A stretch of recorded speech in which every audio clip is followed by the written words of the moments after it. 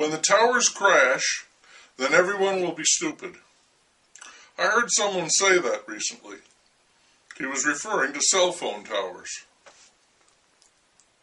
There's an ad for a new gizmo that's running on TV, and it closes with this. This isn't about a better gizmo. It's about a better you. Really? Does technology improve us?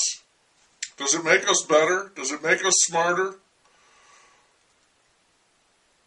Or is the very opposite the truth?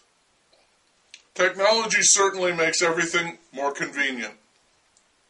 The world is literally at our fingertips. We now do so much less and get so much more. It's a radically unbalanced equation, and it gets tipped further out of whack every day. The only restraint I see on people buying the latest bit of technical gear is the certain knowledge that whatever it is, it will be obsolete, definitely in a year, probably within a month, possibly by next week.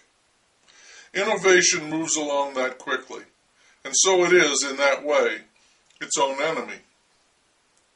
It's a fast-paced world, that's for sure. It moves so quickly that we don't often get a chance to catch our breath and ask, just where is it that I'm going so quickly? So let's stop for a moment and ask, where are we going, and what's the all-fired rush in getting there? You're probably not going to get an answer to that question. Speed, in our culture, is the all-important factor. We worship speed. Speed is everything. Whoosh! We went from overnight delivery to faxing to email to texting in less than a decade. We are willing to sacrifice everything for speed, even quality.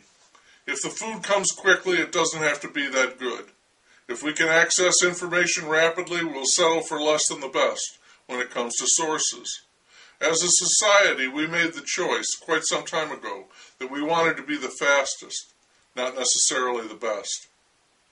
How any of these gadgets, the computers, screens, TVs, phones, pads, tablets, laptops, how any of them work is a complete mystery to me. It's a kind of magic. Luckily, I don't have to know how they work in order to operate them. All that's required is that I press the correct sequence of buttons, and if I do, then I get this totally amazing response. I don't have to know any more than the sequence. I said it was luck, but it's not. A tremendous amount of thought and design was built in, so that even a chump like me can operate the latest piece of wizardry. After a while, and not very long at all, that sequence and others like it will be all I know, and all I need to know. So it is perfectly true that when the towers crash, I'm going to be helpless.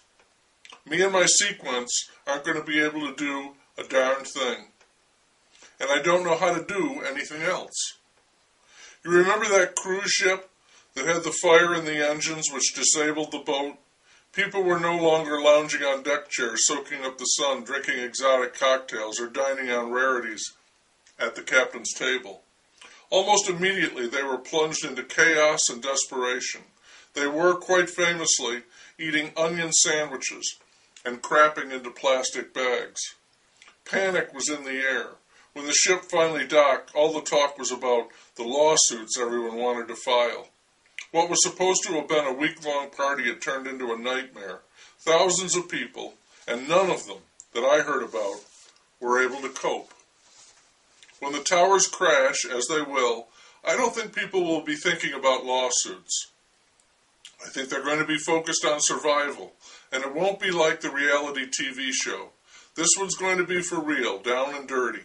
There will be widespread panic, and the crime of murder will be excused as self-defense. Everyone will be hungry and thirsty, filthy and cold, and they won't know what to do. They'll all be stupid. All of a sudden, knowing the right sequence of buttons to press does you absolutely no good. And you won't know how to do anything else.